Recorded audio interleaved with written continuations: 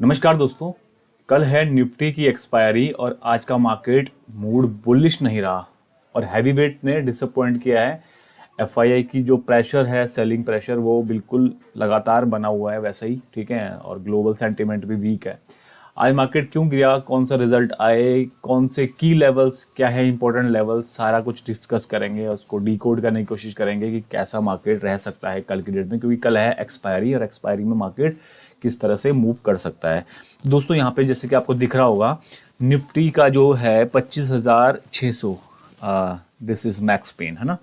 तो 25,600 का लेवल जो ये मैक्स पेन है, यहाँ पे बहुत ज़्यादा कॉल राइटिंग हो रखी है, यहाँ पे आपको दिख रहा होगा, ठीक है। लेकिन पुट राइटिंग भी उतनी ही है, लेकिन कहीं ना कहीं कॉल राइटिंग ज़्यादा दिख रही है, ठीक है। यहाँ पे आप अगर ग्राफ को देखेंगे तो इजीली समझ में आ रहा है कि कॉल राइटिंग ज़्यादा है। अगर थोड़ा ओआई चेंज देख लेते हैं कि कहाँ पे ओआई ज़्यादा चेंज हुआ है, तो उसी लेवल पे ओआई भी चेंज हुआ है 25,600 के लेवल पे, ठीक है।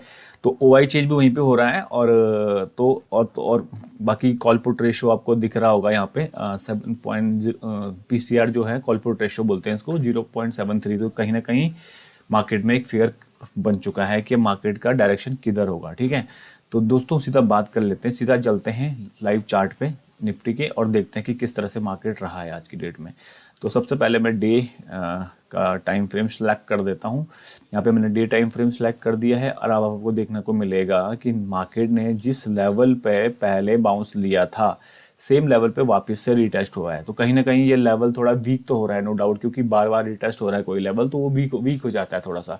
लेकिन कल जो एक्सपायरी है निफ्टी की, वहाँ पे एक की फैक्टर्स बन सकता है कि मार्केट यहाँ से एक बड़ी एक्सपेक्टेशन मूव ऊपर किस तरफ लगा सकता है, ठीक है। ये मेरा थोड़ा मानना है, क्योंकि यहाँ पे ये जो लेवल है ये स्ट्रॉन्ग लेवल है, इसमें तो कोई डाउट नहीं है, क्योंकि मार्केट ने यहाँ पे भी डोजी बनाया था, आज की कैंडल भी लगभग डोजी बनी है, ठीक है। मार्केट ने कितने पॉइंट आज नीचे था मार्केट, आज मार्केट था, हाँ हाँ हाँ हाँ हाँ, यहाँ पे देखते हैं, ठीक है। तो मार्केट आज 100 पॉइंट नीचे था, जबकि जबकि अगर आप पूरा दिन का देखेंगे तो मार्केट कहीं ना कहीं बहुत ज़्यादा नीचे था, 200 पॉइंट के आसपास डाउन था, ठीक है। लेकिन उसके बाद रिकवरी आई और थोड़ा सा इस तरह की जो ये डोजी कैंडल बन गई, ये फिर एक अच्छे से इसने अच्छे से काम किया है मार्केट में, ठीक है। ये हटा देते हैं यहाँ से। तो दोस्तों सबसे वही है यहाँ पे कि ये लेवल बहुत इंपॉर्टेंट है। अगर ये लेवल टूटता है दोस्तों, तो ये लेवल आने से कोई नहीं रोक सकता, 24,700 का लेवल, ठीक है। तो फिलहाल तो मार्केट यहाँ पे काफ़ी अच्छे से काम इंटैक्ट है और सपोर्ट लेवल को रिस्पेक्ट भी कर रहा है। कॉल पुट रेशियो का भी मैं अगर देखूँ तो उस तरह से बन रहा है। कल अगर यहाँ पे शॉर्ट कवरिंग आती है तो फिर 25,800 के लेवल भी दिख सकते हैं, ठीक है। कोई बड़ी बात नहीं क्योंकि एक्सपायरी है। लेकिन अगर यहाँ पे फिर से मार्केट में वही रेशो क्या बोलते हैं, पुट जो रेटर कॉल रेटर है वो हावी रहते हैं, तो मार्केट फिर नीचे ही जाएगा, फिर कुछ नहीं कर सकते कल की डेट में भी। तो दोस्तों आज देखा जाए तो एफआईडीआई की एक्टिविटी अगर आपको मैं दिखाऊं तो आज एफआईआई ने 19 जनवरी को एफआईआई ने भी सेलिंग करी है, जैसे कि वो डेली करते ही हैं हमेशा, और डीआईआई ने बाइंग करी है। तो ओवरऑल दोस्तों तो 8,000 करोड़ की बाइंग हुई है मार्केट में। तो मोस्टली दोस्तों आज जो जो जो मेन फैक्टर थे ना, जो रिलायंस, एक तो रिलायंस का जो अर्निंग आया, ठीक है, वो डाउन आया है, 2.5% डाउन था, ऐसे कुछ थोड़ा थोड़ा बहुत ऊपर नीचे हो सकता है, लेकिन थोड़ा डाउन था। वही आईसीआईसीआई बैंक का भी जो प्रॉफिट था वो भी डाउन था, वो भी अच्छे से नहीं कर पाया। ये दोनों ही बैंक इतने बड़े हैं कि ये मार्केट को गिराने के लिए अकेले ही काफ़ी हैं, ठीक है। वहीं अगर आईटी सेक्टर में देखा जाए, विप्रो का भी जो Q3 का रेवेन्यू फोरकास्ट था वो भी वीक आया, ठीक है। टेक महिंद्रा ने थोड़ा निराश नहीं किया, टेक महिंद्रा का थोड़ा अच्छा आया। तो टेक महिंद्रा के चार्ट को आप स्टडी कर सकते हैं कि उसके चार्ट में भी वो चीज़ फैक्टर होनी चाहिए। अगर उसका रिजल्ट अच्छा आया तो कहीं ना कहीं वो चार्ट में भी फैक्टर होना चाहिए, वो सब चीज़ें, ठीक है। अब बाकी आपको दिख ही रहा होगा कि बिग जो इतने बड़े जो मार्केट कैप के स्टॉक्स हैं, आईसीआईसीआई बैंक, रिलायंस, ठीक है, तो विप्रो, ये आईटी स्टॉक, विप्रो ने आईटी स्टॉक का मूड तो ख़राब किया ही है, नो डाउट। लेकिन वही है कि रिलायंस और आईसीआईसीआई बैंक दोनों बहुत ही मेन फैक्टर थे जहाँ पे जिनके रिजल्ट थोड़ा वीक आया, उन्होंने मार्केट, इसीलिए मार्केट ने को इतना गिरा भी दिया उन्होंने, ठीक है। तो बाकी ग्लोबल चीज़ें तो चल ही रही हैं, जो चल रही हैं उनको मार्केट शायद ज़्यादा भाव देने वाला है नहीं, क्योंकि वो ऑलरेडी बहुत, तुम बार बार टैरिफ की न्यूज़ डाल के मार्केट को नहीं गिरा सकते ना, बार बार सेम न्यूज़ डालोगे मार्केट में तो वो ऐसे नहीं गिरता मार्केट। मार्केट को एक बार न्यूज़ मिलनी चाहिए गिरने के लिए, बढ़ने के लिए। दोस्तों बात कर लेते हैं निफ्टी जो क्लोज हुआ है 25,885 के लेवल पे क्लोज हुआ है। वहीं बात कर लेते हैं सेंसेक्स 350 पॉइंट के आसपास गिरा है और अगर अभी मैं गिफ्ट निफ्टी की बात करूं दोस्तों, तो ये सेकंड ट्रेडिंग सेशन है और गिफ्ट निफ्टी पॉजिटिव ट्रेड कर रहा है, जो कि मार्केट में डेटा भी बता रहे हैं। ठीक है, तो वहीं बात कर लेते हैं दोस्तों कौन से स्टॉक्स आज अच्छे चले हैं। ठीक है, सबसे पहला जो स्टॉक है दोस्तों, मुझे थोड़ा सा यहाँ से इसको हटाना है, इसको मैं यहाँ लेके जाना चाहता हूँ। देखो दोस्तों, कुछ मार्केट में दोस्तों कुछ रिजल्ट भी आए हैं, जिनमें टाटा कैपिटल का रिजल्ट अच्छा आया है। ठीक है, वहीं हिंदुस्तान जिंक का रिजल्ट भी काफ़ी अच्छा है, और पीएनबी का रिजल्ट भी दोस्तों अच्छा आया। तो आप इन सब के चार्ट को स्टडी कर सकते हैं। पीएनबी का चार्ट हम लोग स्टडी करेंगे। ठीक है, तो पीएनबी का चार्ट स्टडी कर लेते हैं, क्योंकि देखो दोस्तों, मैंने ऑलरेडी मैं बोल चुका हूँ कि मेरे को जो बैंकिंग सेक्टर है उसमें थोड़ा सा चीज़ें अच्छी दिख रही हैं। ठीक है, तो वो डेफिनेटली उस चीज़ को आप स्टडी कर सकते हो। यहाँ पे चार्ट तो पीएनबी का काफ़ी अगर देखा जाए तो कहीं ना कहीं रेजिस्टेंस के ही पास है। तो अभी तो मार्केट में यहाँ पे रेजिस्टेंस फेस कर सकता है ये चार्ट, जिस तरह से यहाँ पे बार बार यहाँ पे आया है। तो लेकिन ओवरऑल अगर मैं शॉर्ट टर्म की बात करूँ तो मार्केट में थोड़ा सा आज की कैंडल भी कुछ अच्छी नहीं बनी, लेकिन इसका जो मुनाफा है वो 13% बढ़ के आया है। तो ये है नहीं। बाकी हिंदुस्तान जिंक और टाटा कैपिटल का चार्ट आप स्टडी कर सकते हो।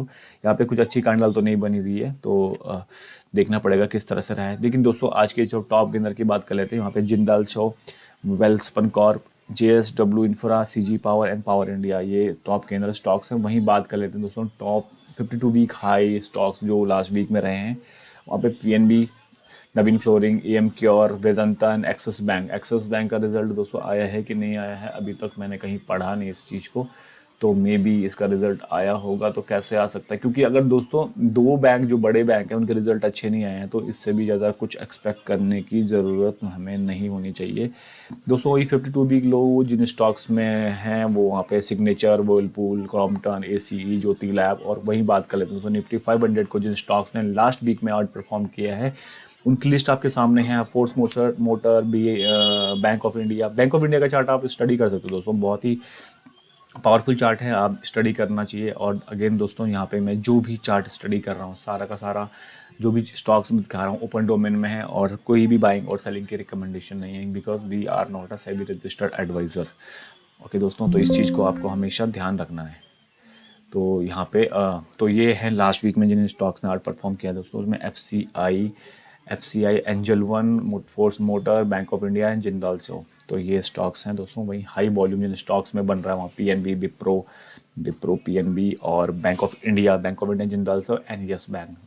यस बैंक को आप थोड़ा इग्नोर भी कर सकते हो, क्योंकि अभी 52 वीक लो में ही काम कर रहा है लॉन्ग टर्म टाइम फ्रेम पे।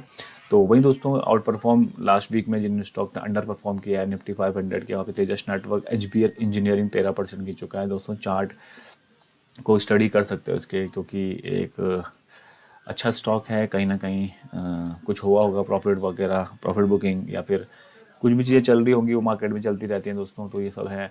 ठीक है, पॉलीकैब दोस्तों स्टॉक है पॉलीकैब, जिसके नतीजे थोड़ा अच्छे आए हैं और उसने रिएक्ट भी किया होगा वैसे ही। ठीक है, अभी हमारा मार्केट अभी कुछ दिन बाद बजट भी आने वाला है। ठीक है, तो वहाँ पे भी मार्केट उस तरह से भी रिएक्ट कर सकता है कि थोड़ा हो सकता है कि मार्केट इस लेवल पे जो निफ्टी 50 का चार्ट है। अब दोस्तों आप देखते होंगे कि मैं निफ्टी 50 को ही यहाँ पे स्टडी करता हूँ, बैंक निफ्टी को नहीं करता हूँ। तो यहाँ पे हो सकता है टाइम पास करे। और अगर ये ट्रेंड लाइन देखो दोस्तों, बार बार इस ट्रेंड लाइन को सपोर्ट कर रहा है मार्केट, तो ये ट्रेंड लाइन अगर ब्रेक हो जाती है तो एक तरह से वापस मूव हो सकता है, वापस दूसरा मूव यहाँ पे ऊपर के लिए हो सकता है मार्केट कुछ दिनों तक यहीं पे ट्रेड करे इसी लेवल पे जो ये जोन दिख रहा है आपको।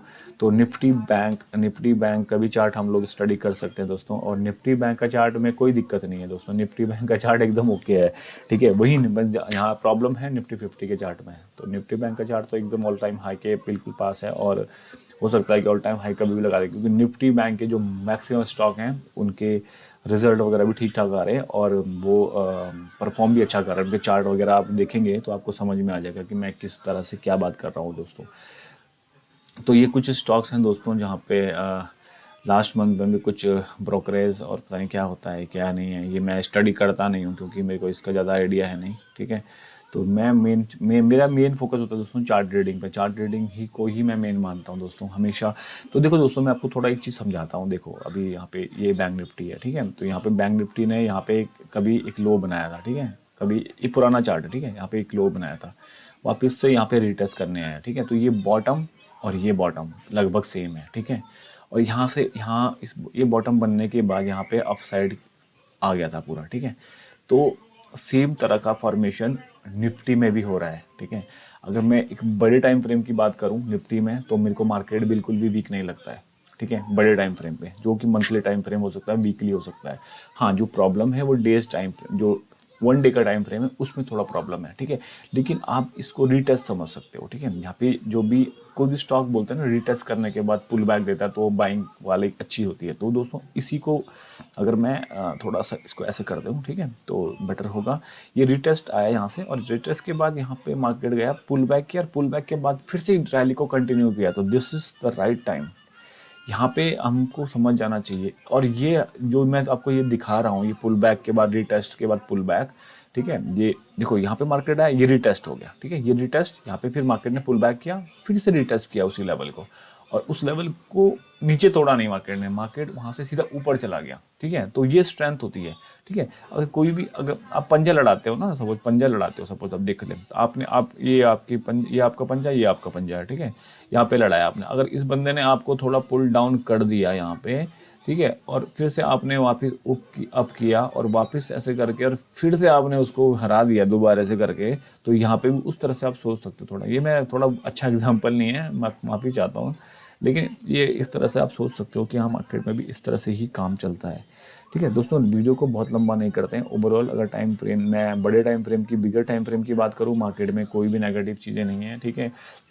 अगर निफ्टी को गिरना है तो बैंक निफ्टी को भी उसके साथ वो आता ज़रूर, ठीक है। निफ्टी बैंक निफ्टी दोनों साथ साथ नहीं चल रहे हैं, कहीं ना कहीं मुझे ठीक लग रहा है। मार्केट में कोई ज़्यादा दिक्कत वाली चीज़ मेरे को लग नहीं रही है लॉन्ग टर्म फ्रेम में। ये मेरा पर्सनल ओपिनियन हो सकता है दोस्तों। सबसे बड़ी बात ये है दोस्तों कि गोल्ड और सिल्वर के चार्ट जो है ना, वो कंटिन्यूस हाई बना रहे हैं, और जब गोल्ड ऊपर जाएगा तो मार्केट को नीचे आना पड़ेगा, ठीक है। और गोल्ड नीचे आएगा तो दोस्तों मार्केट ऊपर जाएगा। अब इसका ये सेंटिमेंट क्यों मैं आपको समझा रहा हूँ। गोल्ड होती है एक अच्छी इन्वेस्टमेंट बोलते हैं जिसको बोलते हैं कि हाँ, एक सेफ इन्वेस्टमेंट है, ठीक है। आपने रख दिया लेके, गोल्ड लोग लाखों साल तक नहीं बेचते हैं, ठीक है। तो वो यहाँ पे चीज़ें ऐसे रहती हैं। तो जो जब मार्केट में जब डर का माहौल बन जाता है, ठीक है, चीज़ें उस तरह से नहीं चलती हैं, तो लोग क्या करते हैं, गोल्ड में इन्वेस्ट करते हैं, ठीक है। तो इसलिए गोल्ड इस तरह से भाग रहा है, ठीक है। अभी वहीं सेंसेक्स का भी देख लेते हैं दोस्तों। तो सेंसेक्स की एक्सपायरी 22 तारीख को होगी, और इसका चार्ट लोड नहीं हो पा रहा है फिलहाल। तो चलो दोस्तों, ठीक है, मैं निफ्टी का चार्ट मैंने आपको ऑलरेडी दिखा दिया है, ठीक है। तो निफ्टी में तो अच्छा चल रहा है, ठीक है। सेंसेक्स का भी थोड़ा देख लेते हैं, अगर हो जाएगा रन लोड, ओके। तो सेंसेक्स में दोस्तों देखो, सेंसेक्स में ठीक है, माहौल ज़्यादा बुरा नहीं है। अगर मैक्स पेन की बात करूँ सेंसेक्स में, तो इसके अकॉर्डिंग 83,400 पे मैक्स पेन है, ठीक है। तो अभी मार्केट वहीं कहीं आसपास ट्रेड कर रहा है। तो यहाँ पे सेंसेक्स में भी बिल्कुल हालात इतने बुरे नहीं हैं जितने बुरे हालात निफ्टी के हैं। तो निफ्टी में जो रिलायंस हैं और आईसीआईसीआई बैंक, ये इनका भी तो वेटेज रहता है, तो इसलिए मार्केट थोड़ा सा दिक्कत कर रहा है, ठीक है। और यहाँ पे कुछ रिजल्ट वगैरह भी आए हैं, ठीक है, यहाँ पे आप देख सकते हैं। तो ये टाटा टाइप के रिजल्ट हैं, Jindal Saw, RBL Bank, Mahindra and Mahindra, ठीक है। नेटवेब के रिजल्ट दोस्तों बहुत अच्छे आए हैं, तो इसको भी आप स्टडी कर सकते हैं, इसके चार्ट को। तो वीडियो को बहुत लंबा नहीं करते दोस्तों। अगर आई होप आपको ये वीडियो बहुत पसंद आया होगा। पसंद आया तो उसे लाइक करो, शेयर करो दोस्तों के साथ, और सब्सक्राइब करना ना भूलें अपने चैनल को। थैंक यू सो मच दोस्तों, बाय बाय।